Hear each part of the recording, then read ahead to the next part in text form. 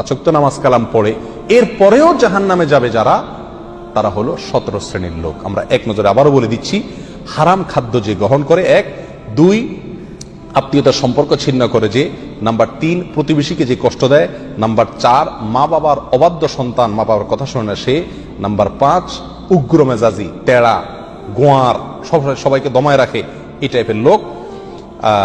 Number 6 অধীনস্থদেরকে, প্রজাদেরকে, যে সমস্ত শাসকেরা, যে সমস্ত রাজারা, যে সমস্ত রাষ্ট্রপ্রধানেরা, সরকার প্রধানেরা বা যে যে লেভেলে আছে সে তার প্রজাদেরকে ধোঁকা দেয় যে তারা। নাম্বার 7 অন্যের সম্পদকে অন্যায়ভাবে আত্মসাৎকারী ব্যক্তি। নাম্বার 8 উপকার করে কারোর খোঁটা দেয় যে ব্যক্তি, সে জান্নাতে যাবে না। নাম্বার 9 চগলখোর ব্যক্তি জান্নাতে যাবে না, মানুষের পিছনে কথা লাগায় বেড়ায় একজনের আরেকজনের কাছে। নাম্বার 10 অন্যকে নিজের পিতা হিসাবে, নিজের বাবাকে না বলে, পরিচয় না দিয়ে অন্যকে নিজের বাবা হিসাবে, পিতা হিসাবে পরিচয় দেয় যে ব্যক্তি, সে। নাম্বার 11 গর্ব এবং অহংকার করে যে ব্যক্তি, যার মনের ভিতরে অহংকার আছে, সেই জান্নাতে প্রবেশ করবে না। নাম্বার 12 রাসূলুল্লাহ সাল্লাল্লাহু আলাইহি সাল্লামকে যে ব্যক্তি ফলো করে না, তার নির্দেশকে মান্য করে না, সেই ব্যক্তি।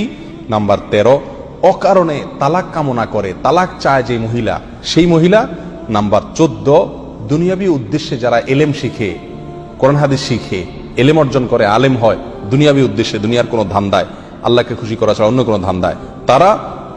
নাম্বার 15 চুলে বা দাড়িতে কোনো জায়গায় কালো কলব, পিওর কালো কলব ব্যবহার করে যারা, তারা।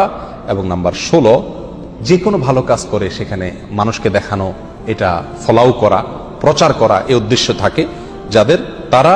নাম্বার 17 ওয়ারিশকে বঞ্চিত করে তার হক থেকে, এরকম অভিভাবক। এই শ্রেণীর লোকেরা মুসলমান হয়েও জান্নাতি হতে পারবে না। আল্লাহ তাআলা আমাদের সবাইকে এই দুর্ভাগাদের তালিকা থেকে আমাদের নামগুলোকে বের করে আনার তৌফিক দান করুন।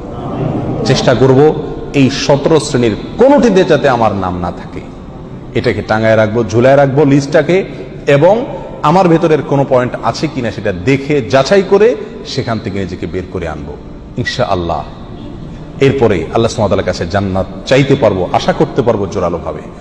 আল্লাহ সুবহানাহু ওয়া তাআলা আমাদের সবাইকে আখিরাতে কিয়ামতের দিন একেবারে ফার্স্ট চান্সে, প্রথম চান্সেই জান্নাত যেন আমরা লাভ করতে পারি, জাহান্নাম থেকে মুক্তি নসিব যেন হয়, সেই তৌফিক দান করুন। জাযাকুমুল্লাহ ওয়া আখিরু দাওয়ানা আলহামদুলিল্লাহি রাব্বিল আলামিন।